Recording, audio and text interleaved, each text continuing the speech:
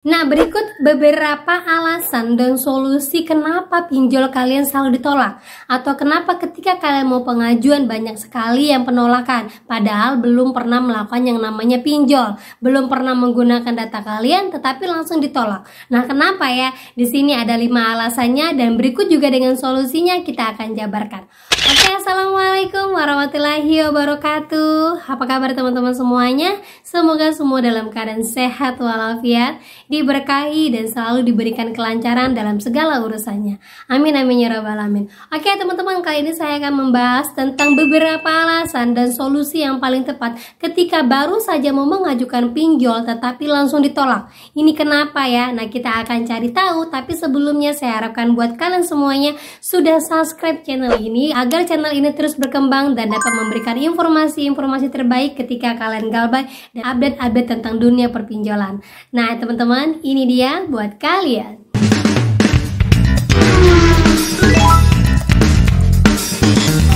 Oke teman-teman, sebelum kita update untuk beberapa alasan kenapa setiap pengajuan pinjol selalu ditolak dan bagaimana solusi serta cara yang aman agar pinjol kalian disetujui. Nah, kita akan bahas dulu tentang berita terbaru tentang adanya undang-undang penetapan terbaru yang menetapkan bahwa semua layanan yang berbasis pinjol ilegal akan dikenakan kurungan sekitar 10 tahun penjara dan denda sebesar 1 triliun. Buat kalian semuanya sebagai pengguna, hati-hati mulai sekarang karena semenjak Satgas pasti sudah memblokir 536 pinjol ilegal dari kurun waktu Februari sampai Maret bulan tahun 2024, itu Satgas pasti sudah langsung memberikan wacana bahwa peraturan pinjol ilegal sudah wajib lebih ketat dari sebelumnya. Karena apa? Semakin banyak diblokir, semakin banyak juga yang muncul.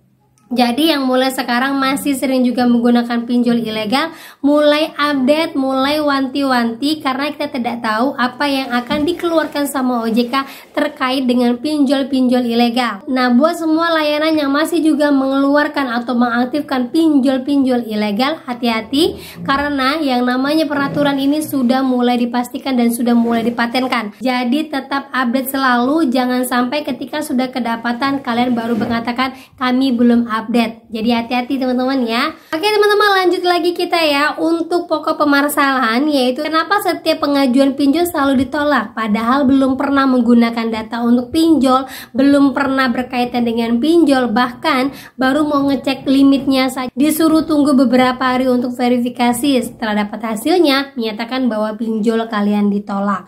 Nah, buat yang seperti ini, buat kalian-kalian yang merasa seperti ini, mungkin di sini ada beberapa alasan yang tepat kenapa kalian pinjolnya ditolak. Nah, ini disimak dan juga solusinya bagaimana seandainya nanti kalian tiba-tiba mau menggunakan pinjol untuk kebutuhan mendadak. Oke, sebelumnya ya saya informasikan di sini saya bukan mau mengajarkan kalian untuk melakukan pinjol, tetapi saya tidak memungkiri juga bahwa pinjol ini banyak membantu orang, terutama bagi mereka yang kepepet ya. Karena lebih baik kita pinjam ke pinjol yang memang sudah ada aturannya yang legal ya, yang memang sudah aturannya, DC-nya juga sudah diatur, ketimbang kita pinjam ke saudara, tetangga ataupun teman. Ya, bisa memperburuk tali persaudaraan lah. Tetapi kalau galbay di pinjol kan banyak orang yang galbay dan juga ada alasan-alasan tertentu kenapa kita harus galbay. Ya, oke, lanjut aja lagi teman-teman ya. Kenapa alasan-alasan utama yang paling mendasar ketika baru mulai pengajuan pinjol kalian banyak ditolak? Yang pertama itu adalah dikarenakan gaji kalian yang terlalu kecil. Ya, biasanya untuk persetujuan pinjol ini kalian akan memilih gaji rentang antara 1 sampai 2, 2, 3, 4, 5 sampai seterusnya ya. Nah, yang paling banyak disetujui itu biasanya dengan retensi gaji 3 jutaan. Ya, 3 juta, 4 juta ke atas biasanya langsung disetujui ya teman-teman ya. Kalau mungkin di bawah itu kayak 1 juta atau 2 juta itu banyak yang ditolak karena biasanya pinjol menyesuaikan dengan pendapatan kalian, pengeluaran dan kemampuan kalian untuk membayar. Hal ini sama juga diberlakukan di perbankan. Kemudian yang kedua, data-data tidak lengkap ya. Misalnya kalian mengajukan gaji kalian itu adalah 3 juta ke atas, tetapi pada saat saat mau melakukan pinjol kalian memberikan gaji yang tidak sesuai dengan pernyataan di poin pertama tadi. Misalnya slip gajinya itu ternyata hanya 2.500.000, tapi kalian memilih rentang yang 3 juta, otomatis datanya tidak konkret dan tidak sesuai. Dari 2 poin ini saja kalau seandainya tidak sesuai itu sudah otomatis ditolak. Ya, ini untuk pinjol legal ya. Kita berbicara pinjol legal ya teman-teman ya. Terus lagi yang ketiga, ketika kalian mau melakukan pinjol, awal mula pinjol kalian sudah memilih untuk melakukan di pinjol-pinjol besar. Ya, misalnya seperti Shopee, Kredivo, Akulaku, HCI, Kredit Pintar. Nah, itu kan pinjol-pinjol besar. Ya, biasanya kalau pinjol-pinjol besar ini sangat tinggi untuk verifikasinya. Ya, mereka akan melingkan dengan data ini, dan banyak sekali dilingkannya ya.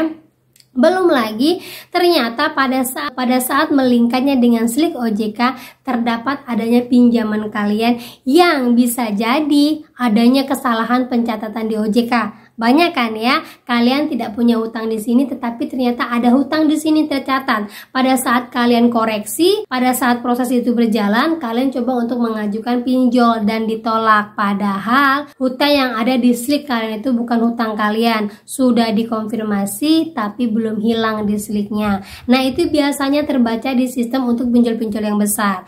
Jadi hindari untuk menggunakan pinjol-pinjol besar. Oke, lanjut lagi yang keempat, daerah tempat tinggal kalian terlalu pelosok ataupun terlalu di pedalaman sehingga tidak memungkinkan Desi untuk datang ke tempat kalian. Nah, banyak sekali ini yang poin keempat ini yang memang banyak ditolak. Salah satunya mungkin di pegunungan ataupun melewati beberapa desa-desa terlalu ke dalam. Nah, ini banyak sekali yang ditolak teman-teman ya. Oke, lanjut lagi yang kelima.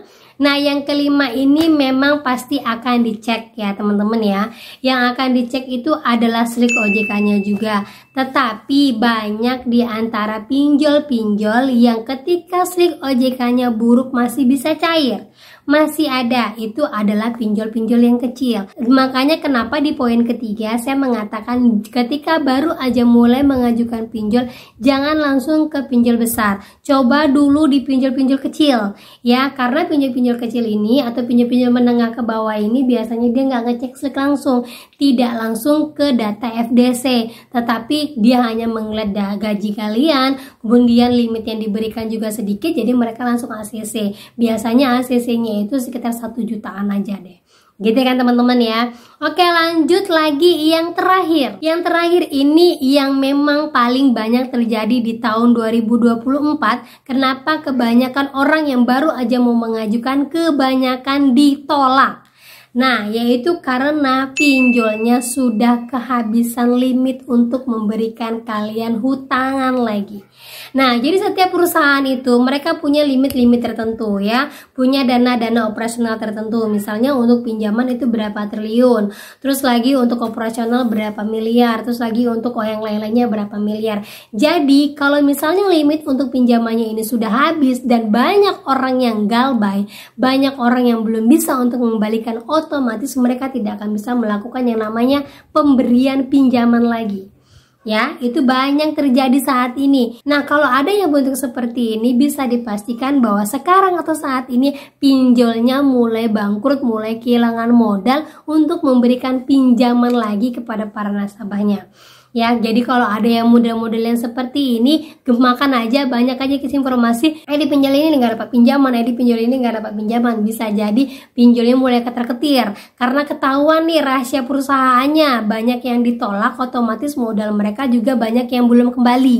Ya, otomatis banyak yang galbay di tempat mereka dan TKB 90-nya mereka pasti sedang goyang-goyang. Gitu ya, kalau bisa informasikan sesama para pinjol biar nanti makin semangat untuk galbay ketika emang belum ada dana. Nah, itu dia teman-teman ya, beberapa alasan yang mendasari kenapa saat ini kalian belum bisa melakukan yang namanya pinjol atau pinjaman-pinjaman untuk pinjol. Ya, banyak sekali penolakan-penolakan. Dan solusi-solusi terbaik untuk kalian yang selalu ditolak, yang pertama itu adalah untuk gaji. Jadi sesuaikan dulu antara gaji kalian dengan slip gaji kalian. Kalian pilihlah rentang yang gaji 1-2 dan kemungkinan itu akan disetujuinya walaupun kecil, tetapi kalian akan diberikan limit mungkin kecil dulu. Dan ketika kalian tidak ada gabay, kemungkinan bulan berikutnya setelah lunas nanti limit kalian akan dinaikkan. Nah, itu adalah cara yang paling aman, yaitu mencocokkan data kalian dengan gaji yang kalian pilih di aplikasinya. Nah, itu untuk solusi pertama. Lanjut lagi untuk solusi kedua, bagaimana untuk tempat tinggal. Nah, biasanya alamat KTP kita itu berbeda dengan alamat domisili. Kalau misalnya alamat KTP kita itu ada di kota, berarti kalian sesuaikan dengan alamat KTP saja, nggak usah alamat-alamat yang ada di domisili. Karena memang kebanyakan selain dari Akulaku atau Kredivo, kebanyakan mereka masih menyesuaikan dengan data KTP-nya.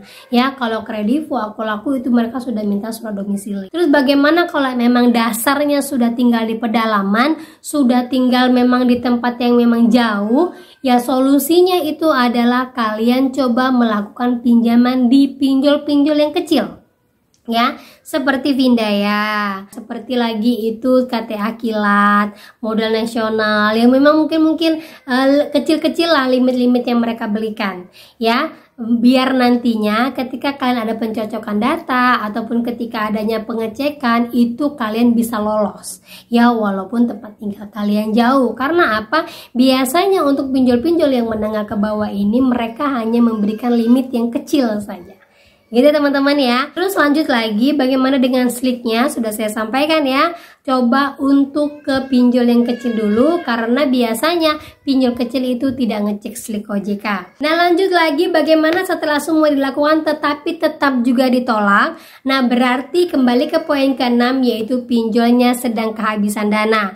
Nah, coba lagi di beberapa aplikasi, kalau memang sudah tidak bisa lagi mengajukan, berarti kalian wajib menunggu 1 bulan.